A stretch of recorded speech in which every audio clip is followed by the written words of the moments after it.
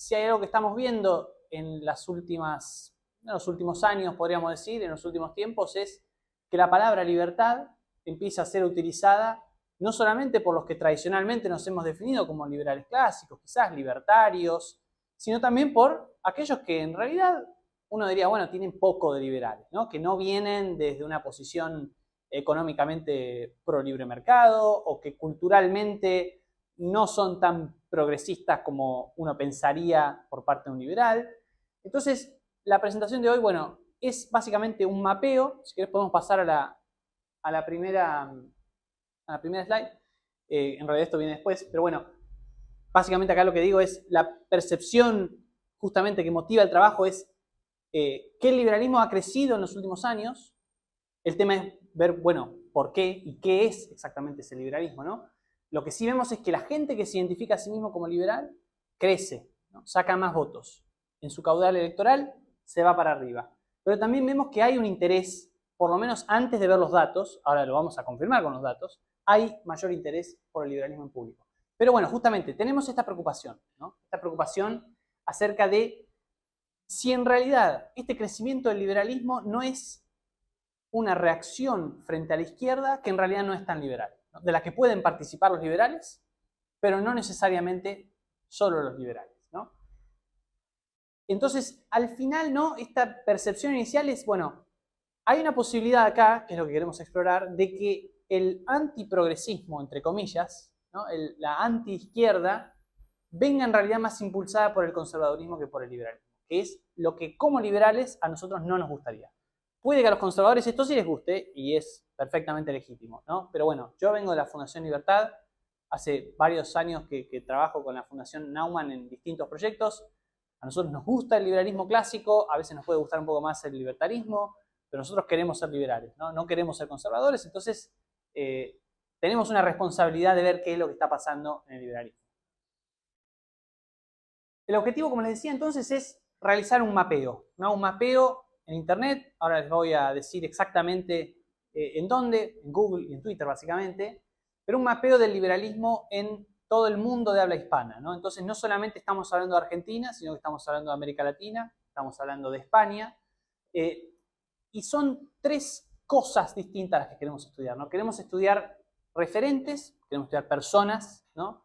Liberales, autodenominados liberales, conservadores, pero también corrientes, ¿no? ¿Qué representa cada una de estas personas, ¿no? Y sobre todo, una cosa que después vamos a ver que es muy importante, ¿qué tópicos discuten, ¿no? Porque muchas veces es, para entender dónde está parado uno en el arco liberal, si se quiere, los silencios son muy importantes. De qué se habla y de qué no se habla, de qué conviene hablar y de qué no conviene hablar.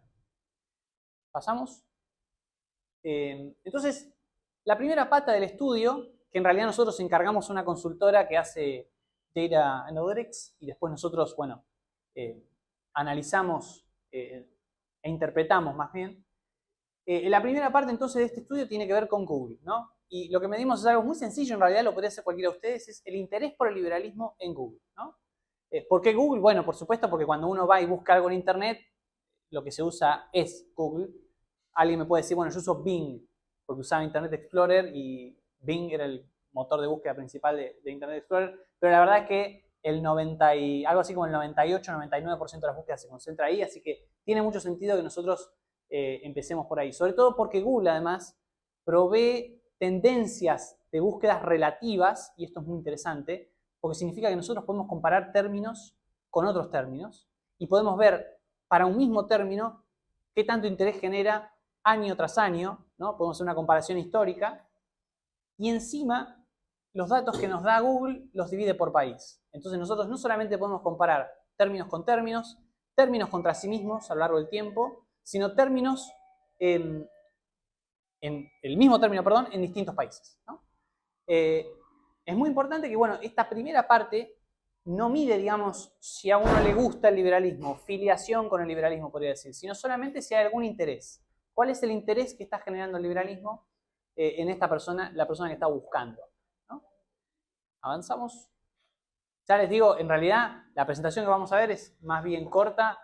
A mí lo que más me interesa es saber qué opinan ustedes, porque me parece que digo, para hacer un paréntesis antes de empezar a los datos, este tema del liberalismo y del conservadurismo en redes sociales es un tema del que no se habla demasiado, ¿no?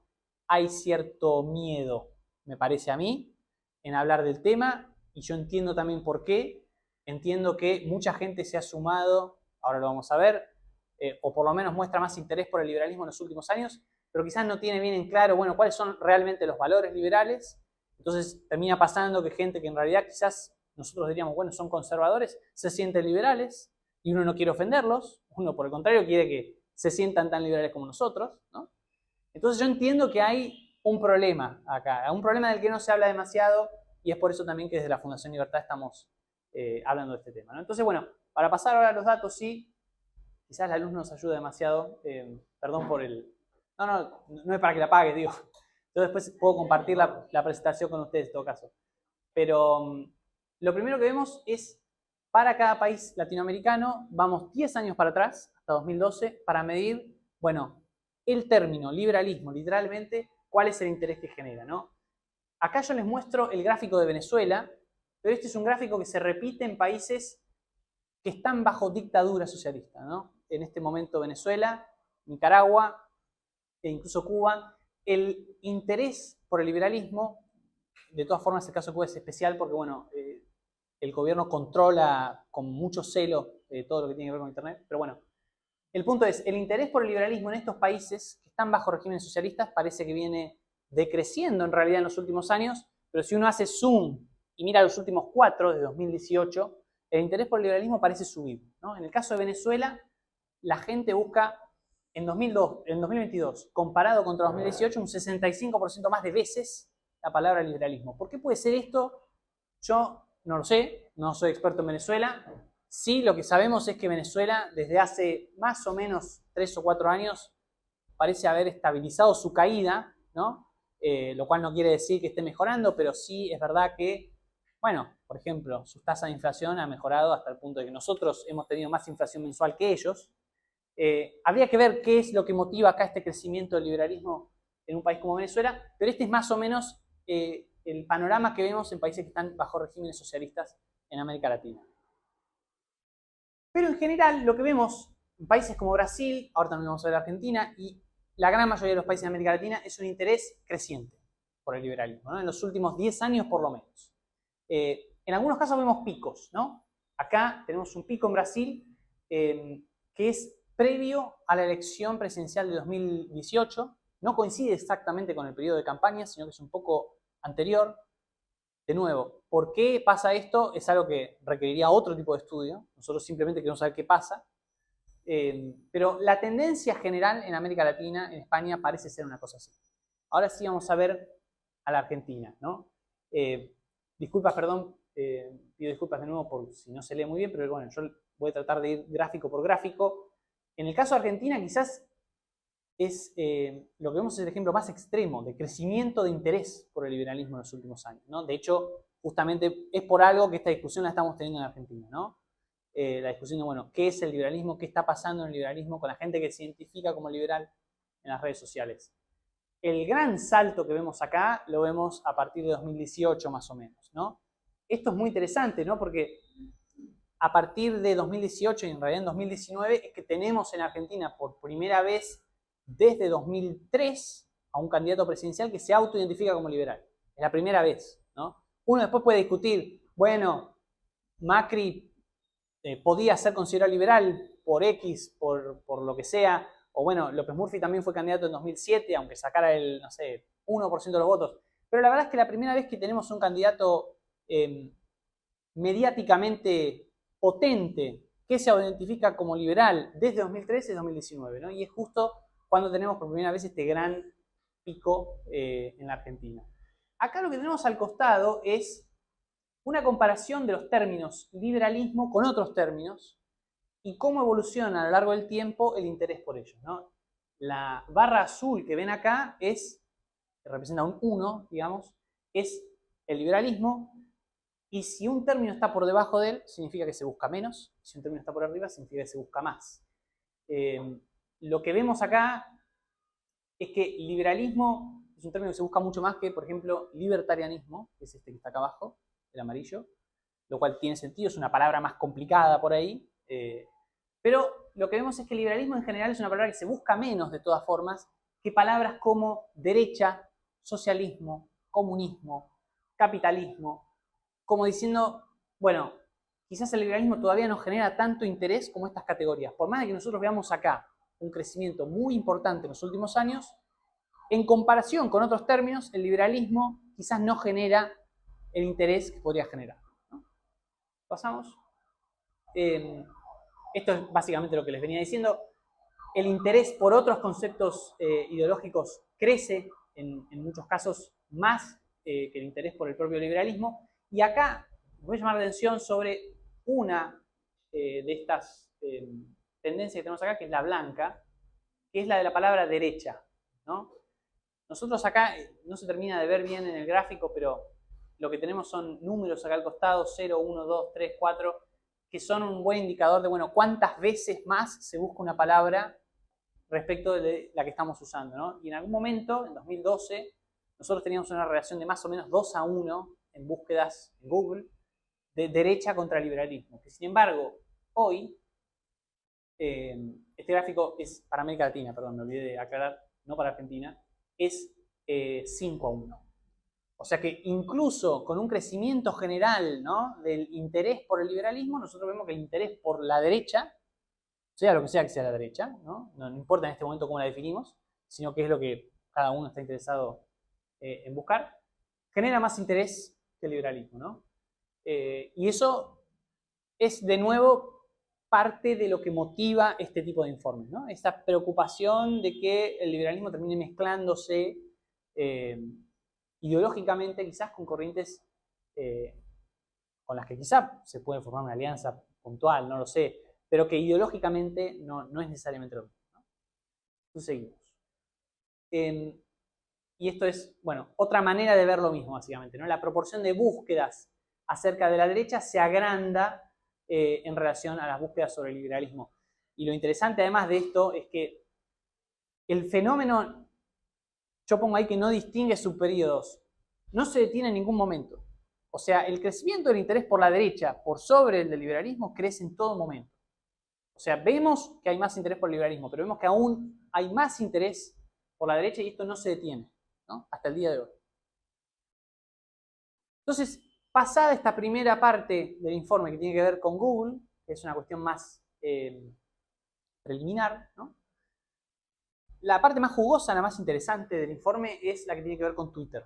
¿Por qué? Bueno, porque Twitter es el gran foro de discusión política que existe en las redes sociales, que marca tendencia, ¿no? Por supuesto que también existe Facebook, y la gente comparte cosas y comenta en Facebook, y por supuesto que se puede hacer política en Instagram, en TikTok, ahora crecientemente, pero en términos de discurso, ¿no?, vemos que, y esto no vale solamente para liberales o para liberales y conservadores, sino para todo tipo de corrientes políticas, lo esencial de cada ideología, de cada corriente, siempre se resume ahí. Están todos ahí, ¿no? Los líderes intelectuales, los líderes políticos de cada corriente, de cada ideología, están en Twitter. Entonces, es por eso que nosotros elegimos Twitter como el gran punto de partida, después de haber analizado, bueno, más o menos cómo estaba la situación en Google, para analizar. Y lo que hicimos fue un scraping, que es básicamente una bajada de los tweets de 107 personas, influencers las denominamos, liberales y conservadores, porque queremos compararlos, que bueno, en el trabajo se les llaman seeds, pero es un término que no importa demasiado, que vienen de toda América Latina y de España, ¿no? Entonces, estas 107 personas nos dieron más de 1.000 millones de tweets. Analizamos likes, analizamos retweets, y así se genera una especie de índice de alcance que multiplica las reacciones que recibe por la cantidad de personas que reaccionan a un tweet cualquiera de una de estas 107 personas, ¿no? Pasamos al siguiente. Y bueno, ahora yo les voy a mostrar una serie de estadísticas que tienen que ver con básicamente cuáles son las relaciones entre estos influencers. Porque estamos utilizando, digamos, por así decir, las relaciones entre estas personas como para hacer inferencias acerca de dónde están ubicadas en el mapa ideológico, ¿no? Esto que estamos viendo acá es simplemente un análisis que mide el solapamiento de seguidores entre cuentas, ¿no? ¿Y qué es lo que nosotros pensamos respecto de un análisis como este, ¿no? Primero voy a explicar la tabla. Nosotros acá tenemos, por ejemplo, un usuario que es José Luis Espert. Y acá el usuario contra el que lo estamos comparando, José Luis Espert. Obviamente el número que vamos a tener acá es 100%, porque el 100% de los seguidores de Espert son también seguidores de José Luis Espert.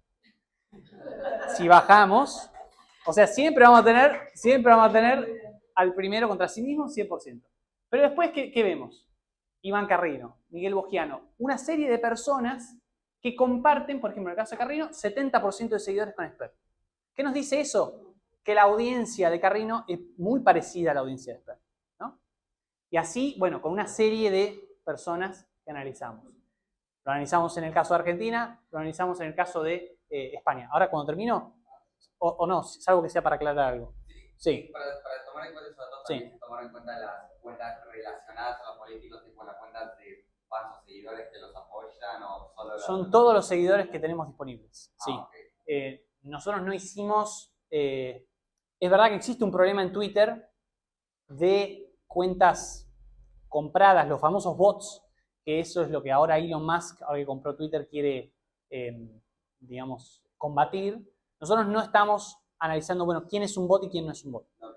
En este caso. Tipo, como Javier Milei tiene como una cuenta de un seguidor que tiene alrededor de 50.000 seguidores que también lo apoya y es... Ah, vos estás preguntando por cuentas que hablan por otros. Claro. Ah, no. Nosotros solamente estamos viendo cuentas oficiales. Okay. No estamos viendo cuentas de apoyo a... No. Solamente estamos tomando cuentas personales de personas.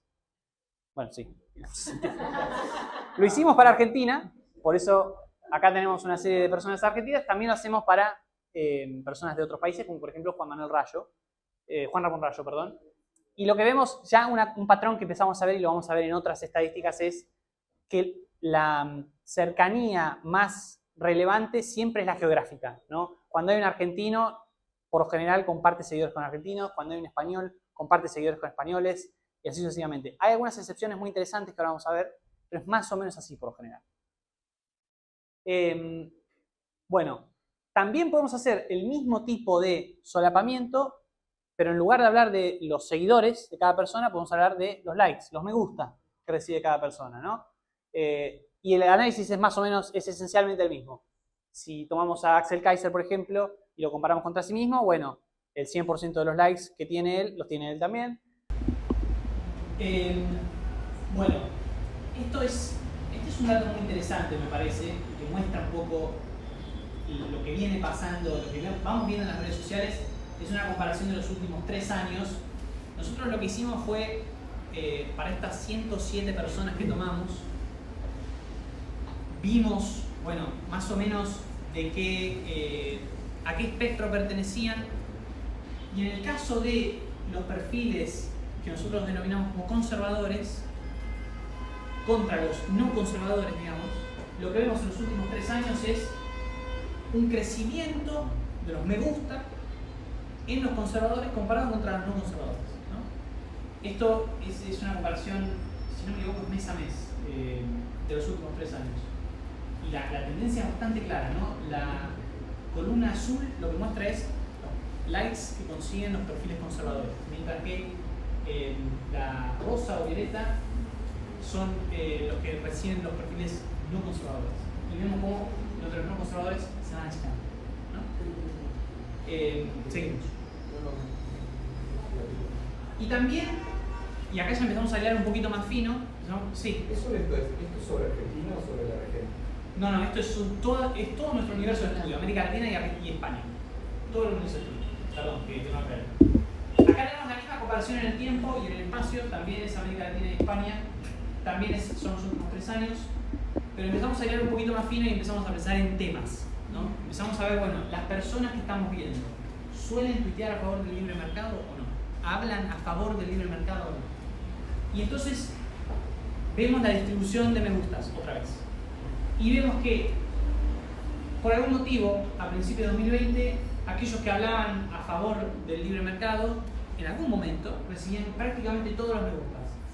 Pero que crecientemente tenemos una proporción de personas que no necesariamente hablan a favor del libre mercado, sea porque no hablan de economía, sea porque hablan en contra del libre mercado, que es, digamos, esta revolución creciente.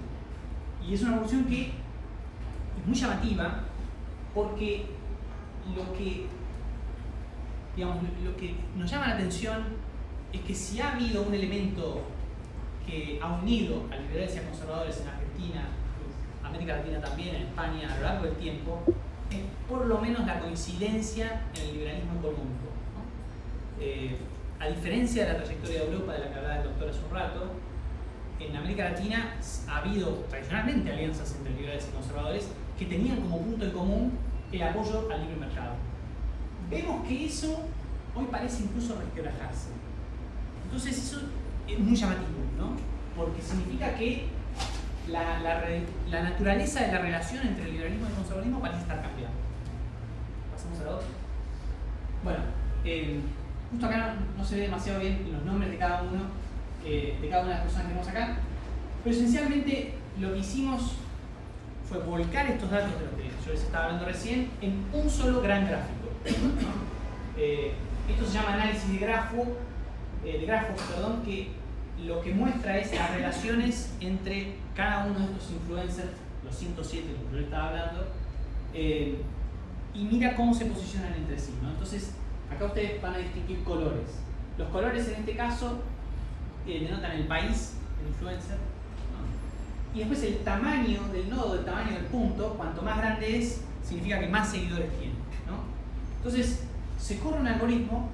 Yo los detalles del algoritmo no los conozco porque no estudié ciencia de datos, pero se corre un algoritmo que lo que hace es ubicar en un solo universo a todas estas personas y relacionarlas entre sí.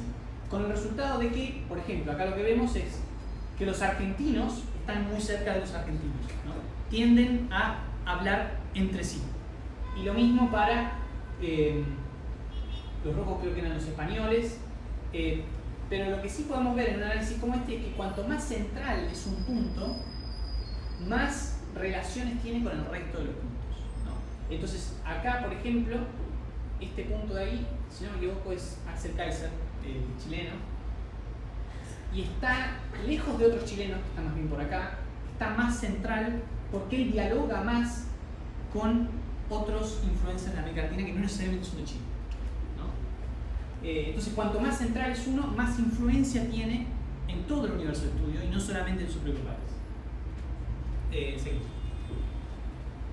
Bueno, este es un zoom simplemente de lo que veíamos recién y lo que les decía, básicamente lo mismo. Aquellas personas que tienen alcance regional tienden a ubicarse en el centro del grafo, ¿no?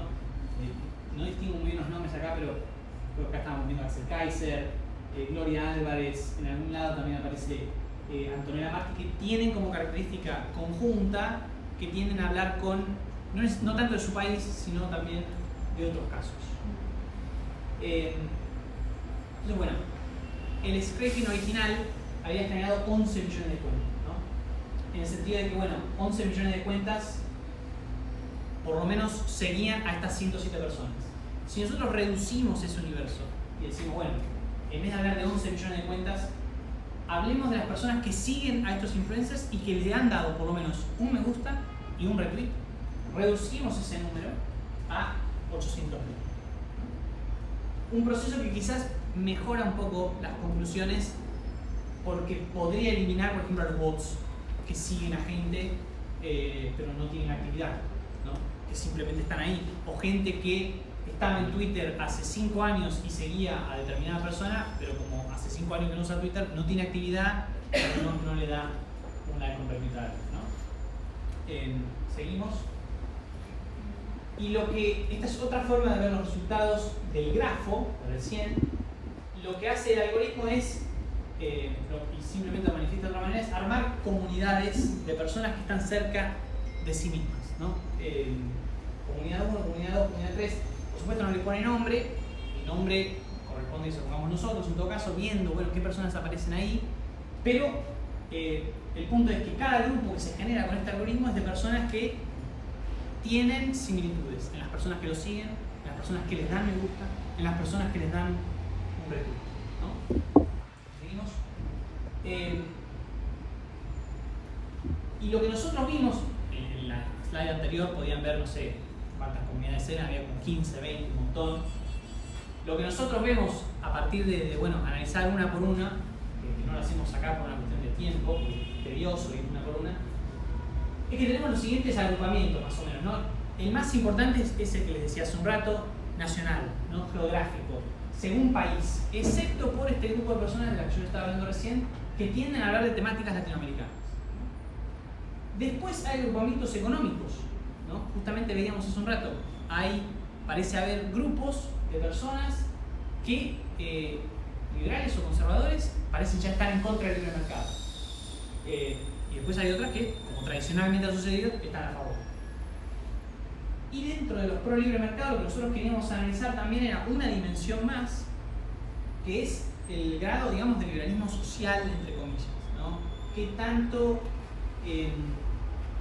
tanto hay acá de apoyo al aborto, por ejemplo, de apoyo a la despenalización de las drogas, de legalización del trabajo sexual?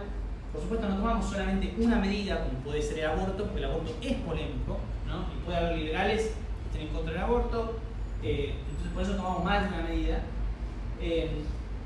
Y después un agrupamiento que se va dando también, que vemos en las comunidades de influencers que estamos analizando, es el posicionamiento respecto al feminismo, ¿no? Y acá hay algo muy interesante porque los tweets y los influencers más antifeministas parecen ser en los últimos años los que tienen más tracción, los que atraen a más personas en las redes sociales, por lo menos en Twitter. Y esto es bastante llamativo, ¿no? Porque uno pensaría, por lo menos, que el liberalismo siempre ha estado a favor de que los derechos civiles sean extendidos a todas las personas, hombres y mujeres, sin distinción de sexos y sin ningún tipo de obstáculo legal, ¿no? Pero en los últimos años algo ha pasado. Después queda en nosotros ver, bueno, ¿qué es eso que ha pasado, ¿no? Si ha pasado que se pasa de pedir, no sé, derechos a pedir protecciones, o si simplemente hay una rebelión contra los derechos civiles para las mujeres, o qué hay. Pero nosotros vemos que hay comunidades acá que son muy antifeministas, ¿no? Y no sabíamos que íbamos a encontrar algo así. Bueno, este gráfico es similar al anterior entonces, pero es más denso. Acá quizás no se nota tanto, pero quizás sí noten que hay muchos más puntos. Hay más puntos porque acá ya no estamos hablando de las 107 personas de las que hablábamos antes, sino que hablamos de estas 800.000 que por lo menos le dieron un like y un retweet a alguien. No se llegan a ver las líneas por ahí, pero bueno, las líneas indican más o menos quién sigue a quién, y los resultados acá son estables bastante, en el sentido de que nos muestran más o menos lo mismo que nos mostraban sin incluir a estas 800.000 cuentas. Si analizábamos solamente a los influencers, nos daban resultados más o menos parecidos a los de analizar a los influencers y a estas 800.000 personas que tienen más contacto con ellos diariamente, ¿no? Y nuevamente lo que vemos acá son comunidades nacionales repartidas por color, y estas excepciones también del conservadurismo, porque por ejemplo acá tenemos a Agustín Laje, ¿no? Un punto rojo muy grande que se ve acá, si no me equivoco. Sí. Perdón, porque los colores acá no denotan el país. No, porque los colores acá, perdón, me equivoqué, los colores no denotan acá el país, sino la comunidad a la que uno representa, ¿no? Entonces por eso Agustín Laje aparece en rojo y hay otros argentinos que aparecen en azules, ¿no? Porque son partes de comunidades distintas. Por ejemplo, no sé, Victoria Villarruel, ponele, es distinta de Agustín Laje por la comunidad a la que representa, porque bueno, Villarruel tiende a hablarle desde su, digamos, posición a los argentinos, Laje habla más a los latinoamericanos. Después dentro de Argentina hay liberales y hay conservadores, entonces uno va a estar en una comunidad, otro va a estar en otra. Pero los resultados son bastante estables en el sentido de dónde se ubica más o menos cada persona en relación a las otras, ¿no? Incluso si incluimos a estas 800.000 preguntas. Y un último análisis que hicimos, simplemente por curiosidad también, era ver qué hashtags se venían utilizando en Twitter, se han utilizado en el último tiempo, por liberales y por conservadores, a ver si encontramos algún patrón que quizás en el pasado hubiera tenido que ver con la defensa de la libertad económica y hoy ya no están así, por esto que estaba diciendo hace un rato de que parece haber un grupo de personas que está hablando de la defensa del libre mercado. Lo que encontramos básicamente es temas regionales, ¿no? Sobre todo en América Latina, y que tienen que ver con lo que mencionaba hace un rato, que es la lucha, digamos, contra la izquierda, contra los gobiernos de izquierda. Eso parece ser lo que aúna a liberales y a conservadores. Por eso acá vemos hashtags como SOS Cuba, Cuba, Cambio Real, Venezuela, 15N Cuba, COVID-19, ¿no? Contra las restricciones a la libertad individual en América Latina y en España, y por supuesto alguna que otra más general que une a toda la población, no solo liberales y conservadores, como puede ser Game of Thrones, ¿no? En algún momento todos hablan de Game of Thrones, liberales, conservadores, socialistas, progresistas, lo que sea. Pero es interesante ver que lo que parece unir a los liberales y a los conservadores en América Latina y España es la lucha contra especialmente las dictaduras de izquierda, los regímenes socialistas. Y acá, bueno, vamos terminando. Las conclusiones provisorias que podemos dar a partir de estos datos que tenemos es que si nosotros asumimos que si nos vamos más para atrás en el tiempo, 2012 más para atrás, que es algo que no es tan fácil de hacer con Google, no solamente por una cuestión de que no necesariamente están los datos, sino porque la gente no usaba tanto Google hace 10 años como lo usa hoy, el grado de penetración es distinto, pero digo, si asumimos que una extensión del plazo no cambia más o menos los resultados, el crecimiento del liberalismo parece un fenómeno de corto plazo, de los últimos 4 o 5 años, ¿no? Lo vemos en distintos tipos de países, países bajo dictaduras, países bajo democracias, países bajo gobiernos de izquierda, países bajo gobiernos de derecha. La tendencia es más o menos similar, por lo menos en los últimos 4 años. Y al mismo tiempo, este ascenso del conservadurismo en relación al liberalismo que veíamos, por ejemplo, en que los me gustas creciendo conservadores van creciendo así y los liberales van produciéndose, y la imposición de una agenda conservadora online, claro, amenazan, digamos, ponemos acá, con monopolizar el discurso antiprogresista, ¿no? El discurso antiprogresista no necesariamente ya pasa por un discurso liberal, sino que puede pasar por un discurso conservador, ¿no? La reacción que vemos en los últimos años es conservadora. Y esto es consistente con lo que venimos viendo en los últimos años, ¿no? Que, por ejemplo, en Brasil, en Estados Unidos, en distintos países de América Latina, la opción que hay frente a gobiernos de izquierda es una propuesta de derecha, ¿no? Que en algunos casos, y lo vimos también, no solamente no comparten posiciones culturales con el liberalismo, ¿no? Como puede ser, no sé, el apoyo del matrimonio entre personas del mismo sexo, sino que tampoco comparten posiciones económicas, ¿no? Incluso lo podemos ver en Argentina, ¿no? Cada uno más o menos entiende de lo que estoy hablando. Si les digo que tenemos hoy personas que se autodenominan como liberales, que sin embargo pertenecen a lo más duro del nacionalismo económico, ¿no? Que han hablado siempre en contra del libre comercio, que han hablado en contra de la globalización, y sin embargo se autodenominan como liberales. Y bueno, una conclusión final, simplemente que venía en línea con lo que les venía diciendo, es que bueno, claramente en un análisis de este tipo, que es regional, incluso intercontinental, porque estamos incluyendo España también, las temáticas nacionales son más importantes para aquellos que tuitean sobre liberalismo y conservadurismo, lo cual seguramente explica por qué muchas veces las agendas que vemos de distintos influencers son tan, digamos, autocentradas en un país, ¿no? Son muy pocos los casos, son excepcionales los casos en los que las temáticas iberoamericanas son las principales para un influencer, ¿no? Yo les mencionaba algunos casos recién, pero son más bien la excepción. Por supuesto, este informe que hicimos nosotros tiene la intención de describir. Nosotros sí, por supuesto, tenemos la intención de fortalecer el liberalismo, ¿no? El liberalismo cultural y el liberalismo económico.